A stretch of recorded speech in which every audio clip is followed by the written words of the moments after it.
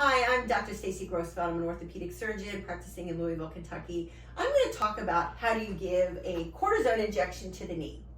So the first thing, I'm going to show you what you need to do to give the injection. I'm going to have another video of showing you how to do the injection and why I recommend you do the injection in the recommended positions. So first of all, you need a steroid to inject, and I recommend Kenalog. It is a long-lasting steroid injection. So you will need Kenalog. You will also need betadine, which is used to prep the patient's knee.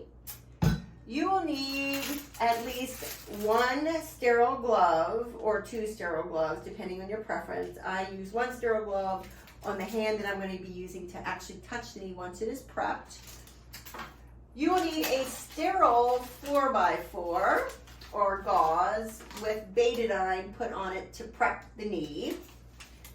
You will need a syringe. I recommend just a 3cc syringe, and you will need a short 25 gauge needle to actually inject the cortisone into the knee joint. You will also need a consent form. And the consent form needs to be signed by the patient, by a witness, and by the MD or the other provider.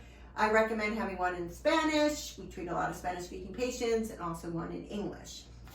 I have put my consent form together. They're online. You can pull them off online, examples of steroid consent forms.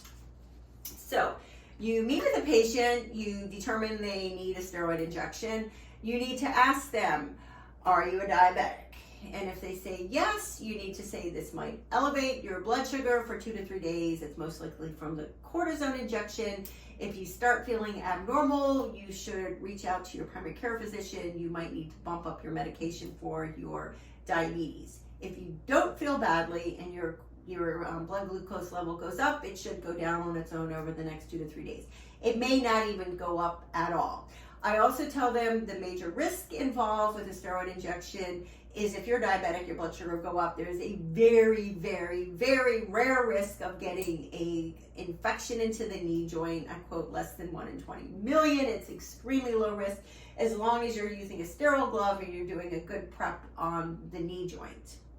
So those are the things you just need to get started with doing a cortisone injection.